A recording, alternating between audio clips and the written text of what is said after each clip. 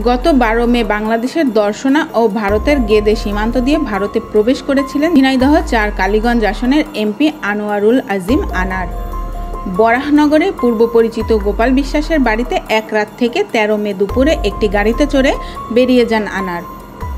এরপর থেকেই তার সঙ্গে যোগাযোগ বিচ্ছিন্ন হয় সবার। 18 মে বরাহনগর থানায় মিসিং ডায়েরি করেন গোপাল বিশ্বাস। আর এর 5 দিন পর 23 মে বুধবার জানা গেল নির্মমভাবে খুন করা হয়েছে 3 বারের নির্বাচিত আওয়ামী লীগের ওই এমপিকে। আনারের জন্ম 3 জানুয়ারি 1968 সালে।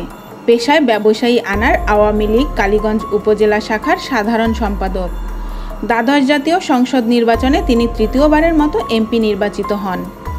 ঝিনাইদহ 4 আসন থেকে 3 বার 2014, 2018 ও 2024 নির্বাচিত আনার একজন ক্রীড়া সংগঠক এবং একসময়ের জনপ্রিয় ফুটবল খেলোয়াড়।